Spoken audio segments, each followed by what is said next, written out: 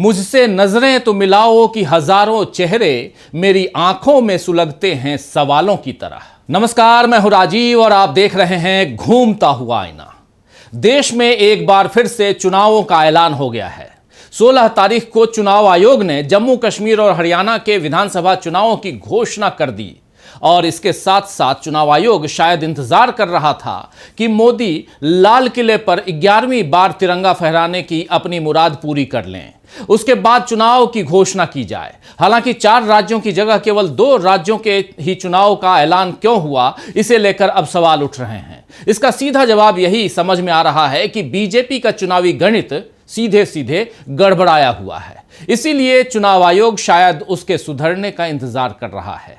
वैसे केवल चुनाव का गणित ही नहीं बल्कि बीजेपी अब सत्ता के गणित में भी फेल होती हुई दिख रही है।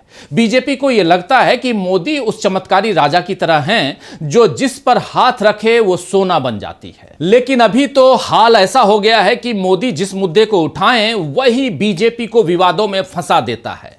यानी मोदी अब बीजेपी के लिए मुसीबत बनते जा रहे हैं। केंद्र में बैसाखियों के सहारे चल रही सरकार से लेकर राज्यों तक में बीजेपी के लिए सत्ता को संभालना मुश्किल दिख रहा है। जैसे मोदी अब तक जाति जनगणना के मुद्दे पर फंसे हुए थे और अब लैटरल एंट्री के जरिए केंद्र सरकार में अधिकारियों की नियुक्ति का विज्ञापन निकालकर फंस गए हैं।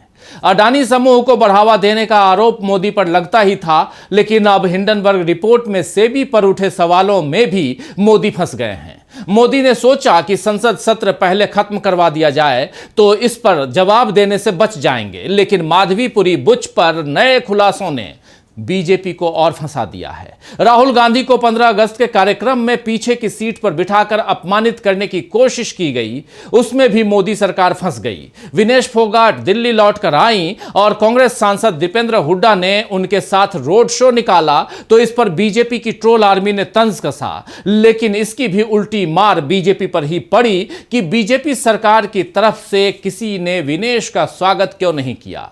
महाराष्ट्र में उद्धव ठाकरे ने ऐलान कर दिया कि एमवीए से यानी महाविकास अघाड़ी से कोई भी सीएम का चेहरा हो उसका वो समर्थन करेंगे, तो फिर बीजेपी की उम्मीदों पर पानी फिर गया कि अब महाविकास अघाड़ी में दरार डालना मुश्किल है। यानी बीजेपी को कहीं भी सफलता नहीं मिल रही है। लेकिन अमित शाह दावा कर रहे हैं कि अभी 25 साल बल्कि 35 साल तक बीजेपी को कोई हिला नहीं सकता है। शाह के इस दावे में भी कोई दम नहीं दिख रहा, क्योंकि केंद्र सरकार से लेकर राज्यों तक बीजेपी हिली हुई ही दिख रही है। तो आज आइए दोस्तों आईने की नजर से पड़ताल करेंगे कि क्या बीजेपी का चुनावी गणित पूरी तरह फेल हो गया है, और यह भी समझेंगे कि इस देश के लोगों को समझने में बीजेपी ने कितनी बड़ी भूल कर दी है, तभी तो हर जगह उसे मात मिल रही है। लेकिन आगे बढ़ें उससे पहले आइए जरा बात कर लेते हैं राहुल गांधी के एक ट्वीट की, जिसे उन्होंने इलाहाबाद हाईकोर्ट के फैसले के बाद किया है। हाईकोर्ट की लखनऊ बेंच ने 69,000 सहायक शिक्षकों की मौजूदा सूची को गलत मानते हुए मेरिट सूची को रद्द कर दिया है। हाईकोर्ट ने योगी सरकार को 3 महीने के अंदर नई मेरिट लिस्ट तैयार करने का आदेश भी दिया है। इस पर राहुल गांधी ने ट्वीट किया, 69,000 सहायक शिक्षकों की भर्ती पर इलाहाबाद हाईकोर्ट का फैसला आरक्षण व्यवस्था के साथ खिलवाड़ करने वाली भाजपा सरकार की साजिशों को करारा जवाब है। ये 5 वर्षों से सर्दी गर्मी बरसात में सड़कों पर निरंतर संघर्ष कर रहे अमित मौर्य जैसे हजारों युवाओं की ही नहीं, सामाजिक न्याय की लड़ाई लड़ने वाले हर योद्धा की जीत है। आरक्षण छीनने की भाजपाई जिद ने सैकड़ों निर्दोष अभ्यर्थियों का भविष्य अंधकार में धकेल दिया है। 5 साल ठोकरें खाकर बर्बाद होने के बाद जिनको नई सूची के जरिए नौकरी मिलेगी और जिनका नाम अब चयनित सूची से कट सकता है, दोनों की ही गुनहगार सिर्फ भाजपा है। पढ़ाई करने वालों को लड़ाई करने पर मजबूर करने वाली भाजपा सरकार सही मायने में युवाओं की दुश्मन है। दरअसल इस मामले में याचिकाकर्ताओं ने योगी सरकार पर आरक्षण घोटाले का आरोप लगाया था, क्योंकि सीएम योगी ने कहा था कि 69,000 शिक्षक भर्ती में ओबीसी की और एससी की सीटों के साथ कोई घोटाला नहीं किया गया है। हाईकोर्ट ने माना है कि घोटाला हुआ है, इसीलिए अब पूरी मेरिट लिस्ट ही खारिज कर दी गई है। इसमें जिन्होंने बेईमानी से भर्ती का फायदा उठाया उन्हें तो सबक मिला ही है, लेकिन जिन्हें वाकई सही हक मिला वो भी छिन गया है, और इसके लिए राहुल गांधी ने सीधे सीधे बीजेपी को जिम्मेदार ठहराया है। असल में बीजेपी किसी न किसी तरह अपना आरक्षण विरोधी चेहरा दिखा ही देती है। 2015 में बिहार विधानसभा चुनाव में मोहन भागवत ने आरक्षण व्यवस्था की समीक्षा की जरूरत का बयान दिया था, आप याद कीजिए। तो उसका नतीजा यह हुआ कि बीजेपी को करारी हार मिली। लेकिन बीजेपी ने अब भी शायद कोई सबक नहीं लिया है, इसीलिए मोदी सामाजिक न्याय के खिलाफ ही नजर आ रहे हैं।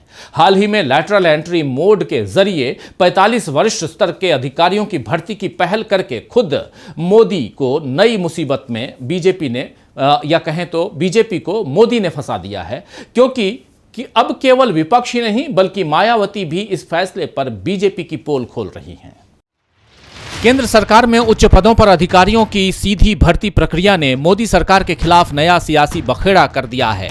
विपक्षी नेताओं ने सरकार पर आरक्षण प्रणाली को व्यवस्थित रूप से कमजोर करने का आरोप लगाया है। आपको बता दूं कि आमतौर पर ऐसे पदों को अखिल भारतीय सेवाओं जैसे आईएएस, आईपीएस और आईएफओएस के अधिकारियों द्वारा भरा जाता है।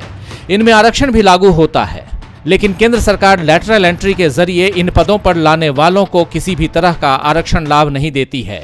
अब बसपा सुप्रीमो मायावती ने इस फैसले के खिलाफ 3 ट्वीट करके अपना विरोध जताया है। मायावती ने लिखा है, केंद्र में संयुक्त सचिव, निदेशक एवं उप सचिव के 45 उच्च पदों पर सीधी भर्ती का निर्णय सही नहीं है, क्योंकि सीधी भर्ती के माध्यम से नीचे के पदों पर काम कर रहे कर्मचारियों को पदोन्नति के लाभ से वंचित रहना पड़ेगा। इसके साथ ही इन सरकारी नियुक्तियों में एससी, एसटी व ओबीसी वर्गों के लोगों को उनके कोटे के अनुपात में अगर नियुक्ति नहीं दी जाती है तो ये संविधान का सीधा उल्लंघन होगा। मायावती ने आगे लिखा कि इन उच्च पदों पर सीधी नियुक्तियों को बिना किसी नियम के बनाए हुए भरना ये बीजेपी सरकार की मनमानी होगी, जो कि गैर कानूनी एवं असंवैधानिक होगा। वहीं कांग्रेस अध्यक्ष मल्लिकार्जुन खड़गे ने भी आरोप लगाया कि ये कदम एससी, एसटी, ओबीसी और आर्थिक रूप से कमजोर वर्गों को महत्वपूर्ण सरकारी पदों से किनारे करने का भाजपा का एक जानबूझकर किया गया प्रयास है। इधर राजद नेता तेजस्वी यादव ने इसे बीजेपी की साजिश बताते हुए कहा है कि जागो दलित, ओबीसी, आदिवासी और गरीब सामान्य वर्ग जागो। हिंदू के नाम पर वे आपके अधिकारों को हड़प रहे हैं और आपके अधिकारों को बांट रहे हैं। तो चुनाव के पहले आरक्षण घोटाले में बीजेपी का इस तरह फंसना बता रहा है कि उसका चुनावी गणित ठीक नहीं है। आप जानते हैं दोस्तों कि लोकसभा चुनावों में बीजेपी को जनता ने इसीलिए बहुमत नहीं दिया क्योंकि जनता को डर था कि बीजेपी संविधान बदल देगी और बाबा साहब अंबेडकर के नाम पर दलितों को से धोखा करेगी। मोदी भले संसद में संविधान की प्रति को सिर माथे से लगाएं, लेकिन फिर भी जनता के बीच अपनी साख को वो सुधार नहीं पा रहे हैं। लाल किले के भाषण में मोदी ने यूनिवर्सल सिविल कोड की जगह सेकुलर सिविल कोड का दांव चला और संविधान में दी गई व्यवस्था को कम्युनल बताया। इसी से समझ आ गया कि वो अंबेडकर की सोच के खिलाफ हैं। अब उनके फैसलों से भी यही जाहिर हो रहा है। और अब इसमें मायावती जिस तरह कांग्रेस और राष्ट्रीय जनता दल के साथ खड़ी हुई दिखाई दे रही हैं, वो बीजेपी के लिए बड़ी मुसीबत खड़ी कर सकता है, क्योंकि हरियाणा में होने वाले चुनावों में बीजेपी को कांग्रेस और आम आदमी पार्टी का ही नहीं बल्कि मायावती के साथ गठबंधन किए हुए इनेलो का सामना भी करना पड़ेगा। हरियाणा में इस बार बीजेपी का सत्ता में लौटना मुश्किल दिख रहा है। पिछले चुनावों में जेजेपी की 10 सीटों के साथ अपनी 40 सीटें मिलाकर बीजेपी सत्ता में आ गई थी, क्योंकि 90 सीटों वाली विधानसभा में बहुमत के लिए 46 सीटें चाहिए। मगर इस बार जेजेपी बीजेपी के साथ नहीं है और वहीं बसपा और इनेलो गठबंधन में है। और सबसे बढ़कर कांग्रेस और आम आदमी पार्टी दोनों बीजेपी के खिलाफ लड़ रहे हैं। अभी ये दोनों दल अकेले लड़ रहे हैं, लेकिन जिस तरह चंडीगढ़ मेयर चुनाव में कांग्रेस और आम आदमी पार्टी साथ थे, अगर हरियाणा चुनाव में भी साथ आ जाएंगे तो बीजेपी का हारना तय रहेगा। वैसे भी विनेश फोगाट मामले में दीपेंद्र हुड्डा ने बीजेपी पर बढ़त बना ली है। शनिवार को जब विनेश फोगाट पेरिस से देश वापस लौटी तो दीपेंद्र हुड्डा ने उनका भव्य स्वागत किया और उनके साथ रोड शो भी किया। ये सब हरियाणा चुनाव में अपना असर जरूर दिखाएगा। हरियाणा में कांग्रेस बढ़त बना चुकी है और वहीं जम्मू कश्मीर में भी बीजेपी के चुनावी दांव फेल दिख रहे हैं। देश का मुकुट कहे जाने वाले इस राज्य में मोदी ने 10 साल तक लोगों को उनके अधिकार से बेदखल रखा। यहां 2014 में आखिरी बार विधानसभा चुनाव हुए थे और उसके बाद अब जाकर चुनाव होने जा रहे हैं। इस बीच आर्टिकल 370 को हटाकर जम्मू कश्मीर को 2 हिस्सों में बांटने और दोनों को केंद्र शासित प्रदेश बनाने का तमाशा मोदी सरकार ने किया। हालांकि इस सब के बावजूद न आतंकवाद पर लगाम लगी और न ही कश्मीरी हिंदुओं को राहत मिली। बीजेपी ने इसके अलावा परिसीमन करके सीटें भी बढ़ा दी, लेकिन फिर भी चुनावी गणित उसके मुताबिक नहीं बैठ रहा है। जम्मू कश्मीर में 2014 के विधानसभा चुनाव में 87 सीटें थीं, जिनमें से 4 लद्दाख की थीं। लद्दाख के अलग होने पर 83 सीटें बची थीं। बाद में परिसीमन के बाद 7 नई सीटें जोड़ी गईं। उनमें 6 जम्मू और 1 कश्मीर में हैं। अब कुल 90 सीटों पर चुनाव होगा। इनमें 43 जम्मू और 47 कश्मीर संभाग में हैं। इनमें 7 सीटें एससी और 9 सीटें एसटी के लिए रिजर्व हैं। पिछले चुनाव में पीडीपी को 28 और बीजेपी को 25 सीटें मिली थीं। कांग्रेस 12 सीटों पर सिमट गई थी और नेशनल कॉन्फ्रेंस को 15 सीटें मिली थीं। तब बीजेपी को कांग्रेस विरोधी माहौल बनाने में सफलता मिली थी, लेकिन 10 सालों में झेलम और चिनाब में बहुत सा पानी बह गया है। पिछले साल अक्टूबर में लद्दाख स्वायत्त पर्वतीय परिषद के चुनावों में बीजेपी को केवल 2 सीटें मिली थीं और कांग्रेस एनसी गठबंधन को 22 सीटें मिली थीं। यही फर्क अब जम्मू कश्मीर में भी नजर आ सकता है, क्योंकि इस राज्य में विकास और शांति के नाम पर बीजेपी ने जितनी मनमानियां की, उनका नुकसान यहां की जनता ने भुगता है। राहुल गांधी ने अपनी पहली भारत जोड़ो यात्रा श्रीनगर में ही खत्म की और उसके बाद यहां कांग्रेस के लिए नया उत्साह देखा गया।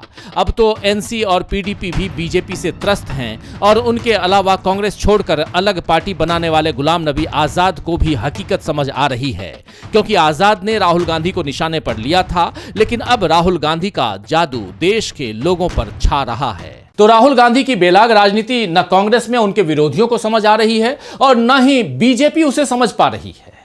राहुल गांधी लगातार आम लोगों के लिए न्याय की आवाज उठा रहे हैं, इसीलिए उन्हें संसद में चाहे अदानी और मोदी संबंधों की बात करना पड़े या जाति जनगणना और किसानों की एमएसपी का वादा करना पड़े, वो किसी न किसी रूप में और कहीं से भी पीछे नहीं हट रहे हैं। राहुल खुलकर अपनी बात रख रहे हैं और मोदी उन मुद्दों पर भी चुप्पी साध रहे हैं जिनके बारे में देश सुनना चाहता है। जैसे हिंडनबर्ग रिपोर्ट में सेबी का नाम आने के बाद भी माधवीपुरी बुच को उनके पद से क्यों नहीं हटाया जा रहा है।